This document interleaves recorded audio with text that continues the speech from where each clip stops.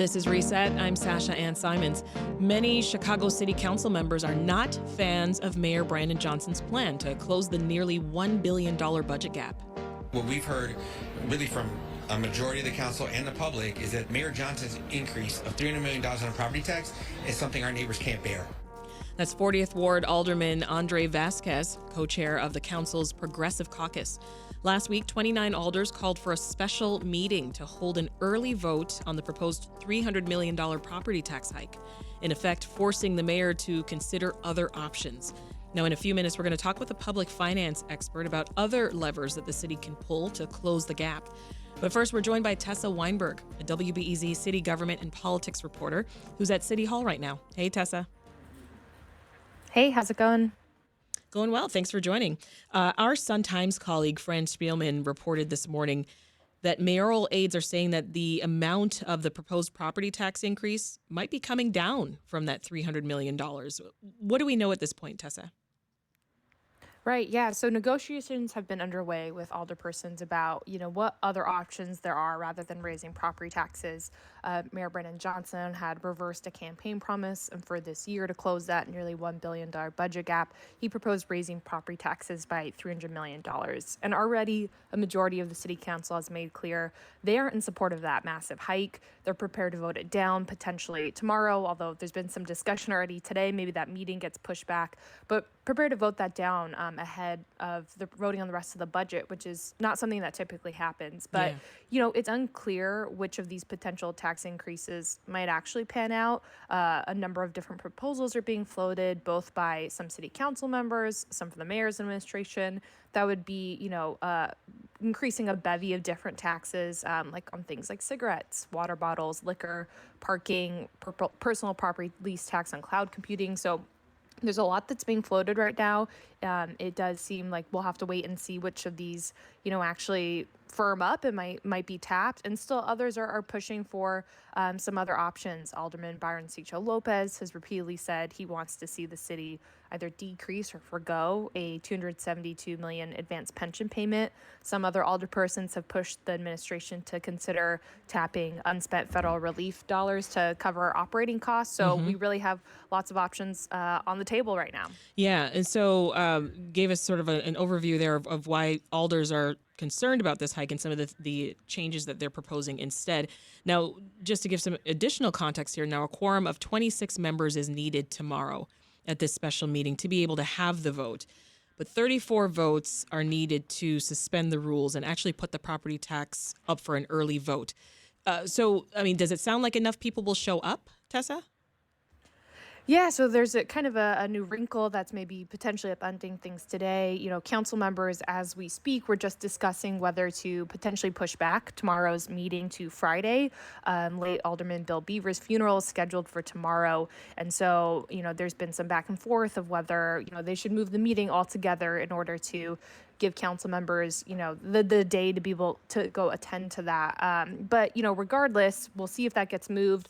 There's already 29 alderpersons who signed on to that call for the special meeting. So they have enough votes if everyone who signed on showed up to have a quorum. Yeah. It remains to be seen whether we get to that 34 votes to suspend the rules. But I think if we were to, if it goes far enough where we do get a vote on that property tax hike, I think it would likely be voted down. I think there's few alderpersons who politically want to, be painted as endorsing that large of a hike. But we'll see what happens if that meeting ends up getting pushed back to later this week or still goes on as scheduled tomorrow. So how common is this kind of special meeting? It's not uncommon for city council members to call special meetings. They do it a lot as a way to kind of force votes on their priorities. But this would be pretty uncommon for city council members to vote on this property tax increase separate from the rest of the budget. Normally, it's kind of a routine thing that's done at the same time as passing the budget. So this is, kind of a new way that they're flexing their muscles, and it would be quite stunning if we see it voted down. Yeah, and we should be clear. It's not just the mayor's regular critics who signed on to this letter, Tessa. It's also progressive alders, right? Like Jeanette Taylor of the 20th Ward, Andrew Vasquez of the 40th Ward, Angela Clay of the 46th Ward, Alderman Maria Haddon of the 49th Ward.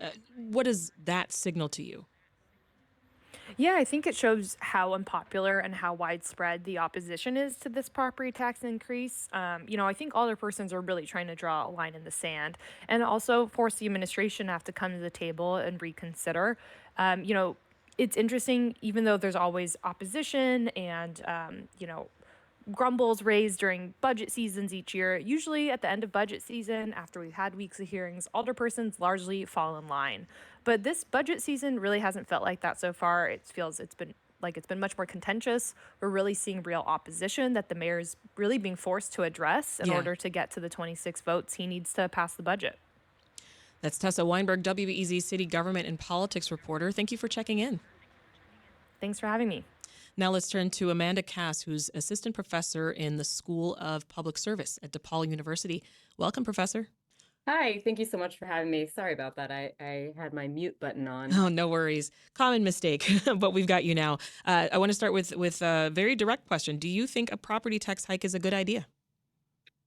I think it's hard to say whether it's a good idea. I think it might be a necessary idea. And I think the reason is tied to the city's underfunded pension systems. And so I think context for understanding why uh, the mayor is proposing such a large increase in the property tax is kind of necessary for Chicagoans to kind of understand the problems, the fiscal challenges facing the city, and to also understand that this isn't a one-time problem. This isn't just a problem for the 2025 budget. Hmm. It's the city of Chicago has a structural deficit. It has had a structural deficit for many years. And so we need to be thinking kind of long-term about the finances in addition to this year's budget.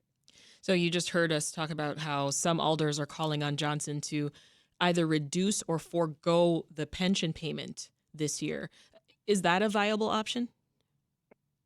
That option would have a lot of consequences. So what they are talking about right now is a little bit complex. So the city of Chicago's pension systems, as I mentioned, they're significantly underfunded.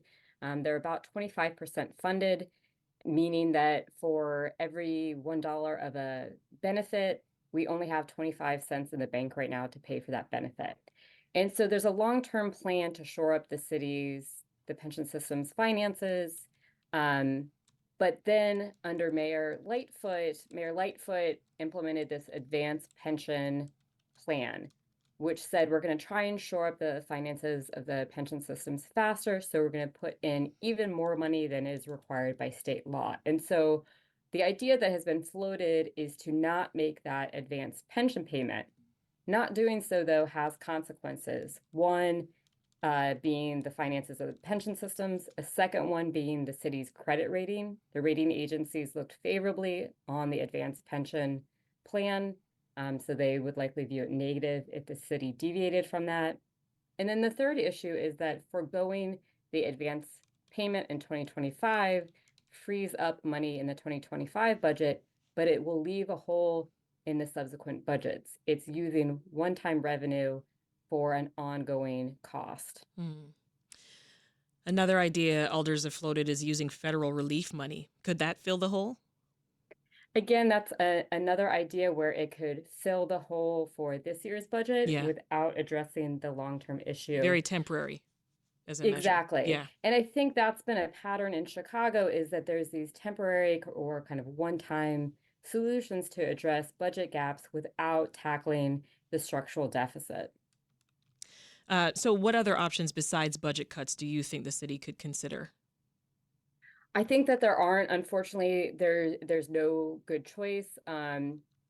The ideas that were floated have been kind of a menu of different tax ideas. And so it sounds like they're trying to look at raising revenue from multiple different sources rather than just relying on the property tax. But I don't see a way of kind of cutting our way out of this problem. Mm-hmm. Senior mayoral advisor Jason Lee has said that the mayor's open to alternative ideas from alders if, quote, they've got ideas on strategic cuts that don't gut services or force working people into the unemployment lines, end quote.